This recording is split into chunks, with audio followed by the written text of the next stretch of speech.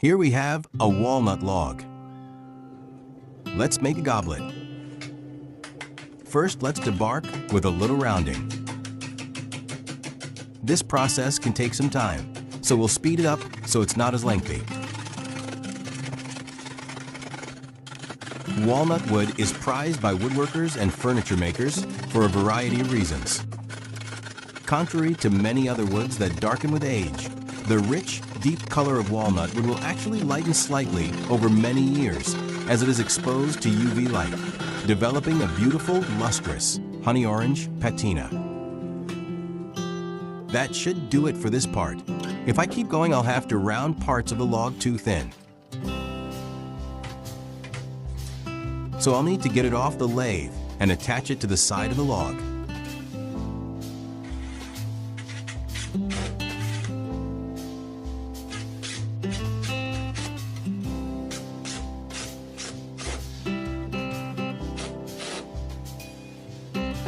This method is much harder on your tools and does take some time to round over. However, the grain patterns come out gorgeous.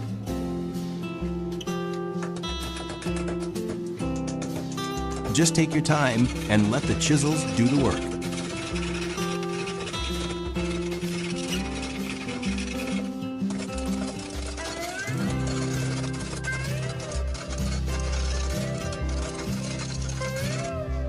Walnut is the only naturally dark domestic hardwood in North America.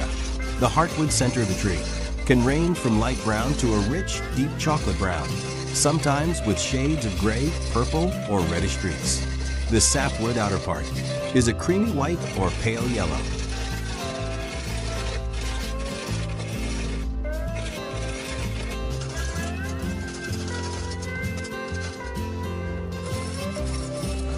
The final color of the wood can depend on how it was dried. Kiln-dried walnut often results in a more uniform brown, while air-dried walnut can retain more of the rich purplish brown and subtle color variations. In my case, this log was meant for firewood, so I just kept it out of the harsh weather elements for a year until it was dry enough to turn.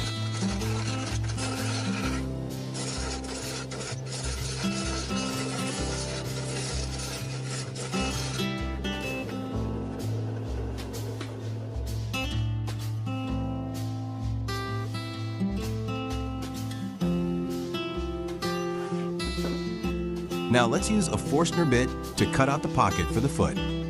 I find it's more accurate to cut out the size and depth of the pocket using Forstner bits. I'll later use the same bit to size out the base of the goblet so I can join together later on in the video. Now that the rough shape is complete, we'll get it set up on the chuck to finish out the top of the goblet.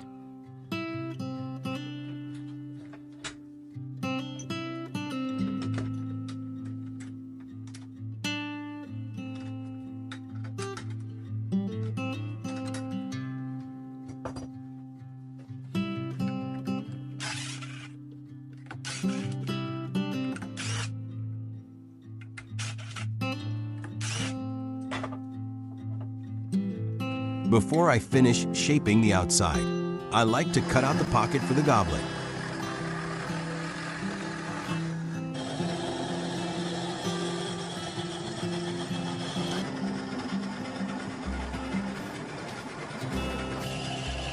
Simple drinking vessels made of wood were used by common people in ancient civilizations, such as ancient Greece and Rome, as an alternative to the more expensive metal or elaborately decorated ceramic goblets used by the elite. Early humans also used rudimentary vessels made from natural materials like hollowed gourds and horns. Now I'll start working on the final shape.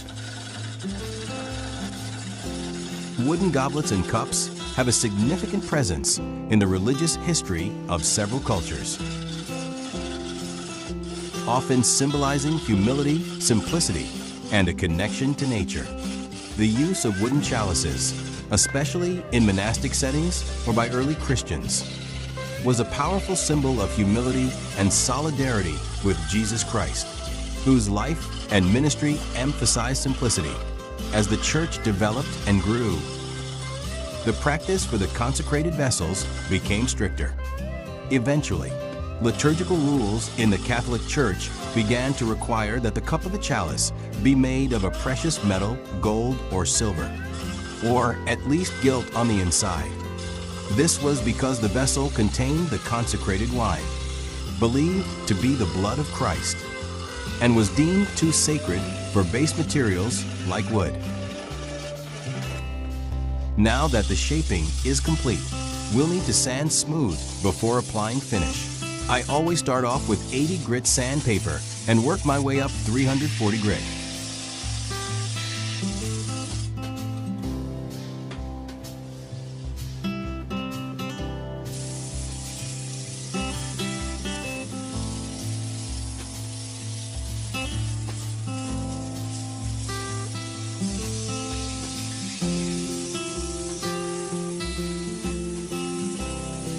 Now, we can apply the finish. First, I'll apply some handmade friction polish. Friction polish is a popular finishing method for woodturners because it's quick and produces a smooth, shiny result. The mechanism relies on generating heat through friction to make the finish work effectively. Friction polishes are typically a blend of a film-forming finish, an oil, and a solvent. A common homemade or traditional recipe is often called shine juice and contains shellac, the film former, which dries to a hard, clear coat. Boiled linseed oil, BLO, or another oil acts as a lubricant to help spread the finish smoothly and can enhance the wood's appearance. Denatured alcohol, DNA, or other solvent thins the shellac to aid penetration and application. Some commercial polishes also incorporate waxes like carnauba or beeswax to increase the final sheen and protection. I use friction polish as a base to build onto.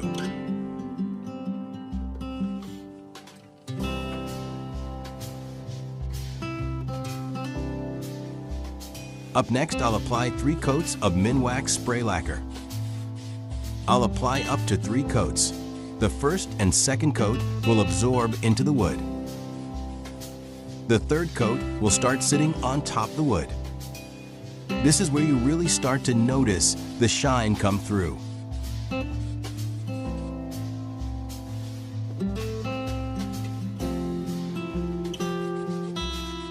Lastly, I'll apply beeswax polish, but since I still need to attach the base, I'll apply the beeswax when the goblet is complete. Let's get it off the lathe and set up another log to turn for the base. I hand-picked a thinner log for the base. Then stem for the base only needs to be 1.5 inches thick. This will give me a little wiggle room to play with.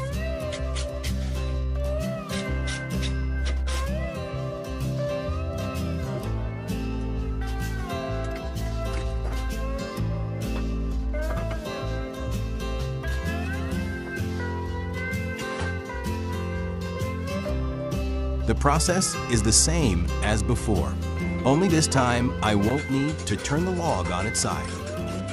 All that's needed is a simple round over to start. I'll level out the entire log round before moving on to the next process.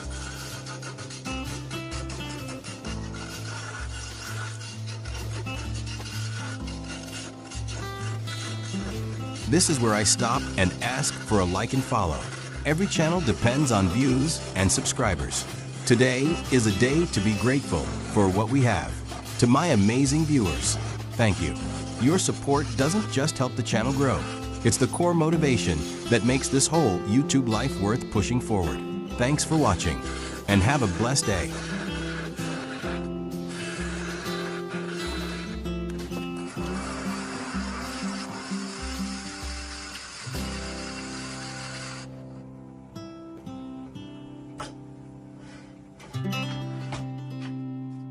I only need the base to be around 3 or 4 inches tall. So I'll mark out a line and split the log before moving on to the next process.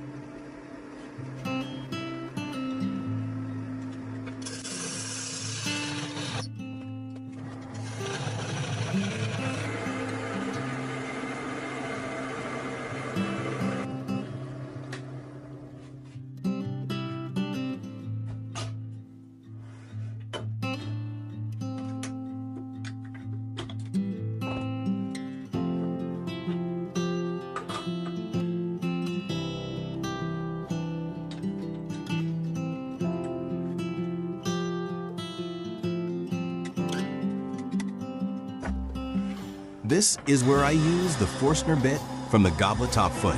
All I need to do is cut out just enough to see a clear circle. The circle will be used as a guide line for how much material I need to chisel off to make a snug fit.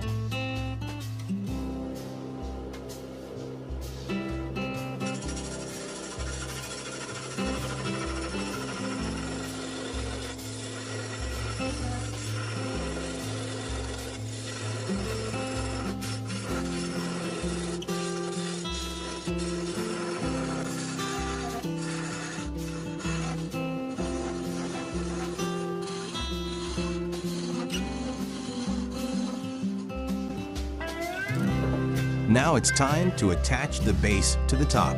All that's needed is some CA glue. We could use traditional wood glue, but that will put us a day behind. CA glue will dry and bond within 5 minutes. Just apply the glue to the joints.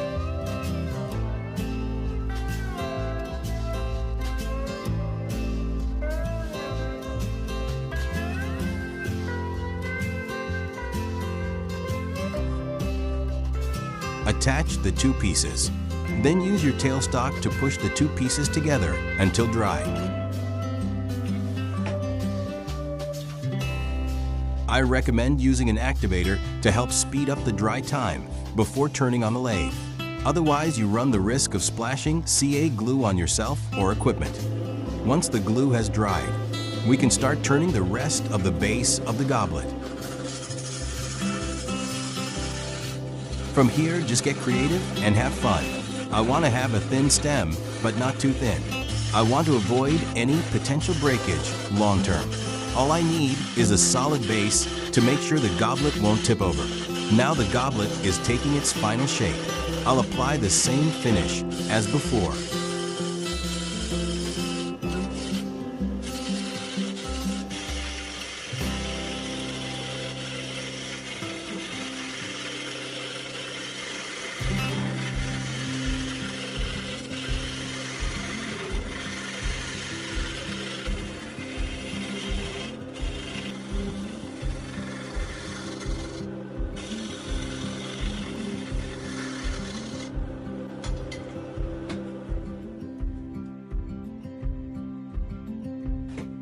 If you come across any splits or cracks, you can fix during the sanding process. You can either fill with wood glue or use CA glue. I had a split on the very bottom of the base. I used CA glue and wood shavings to fill the split. Then I sanded back smooth.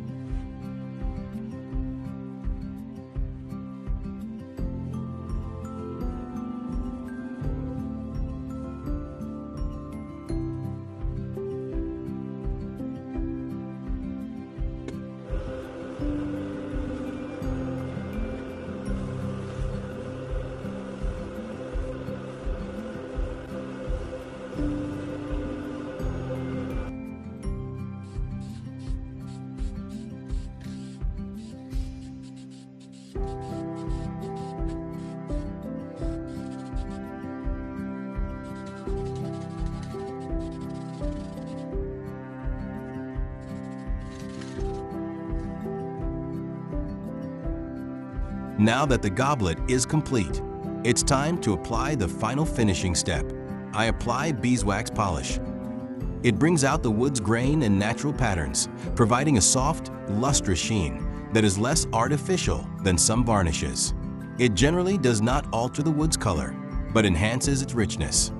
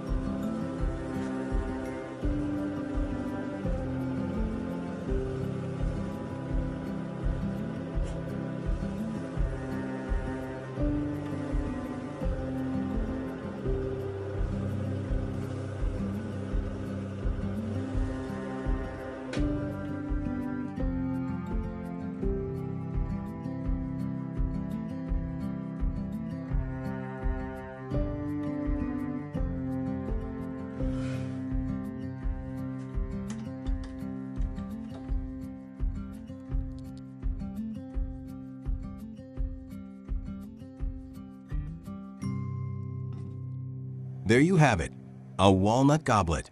The grain patterns are gorgeous. Thanks for joining me on this turn. The finish has a mirror-like shine that elevates the overall look.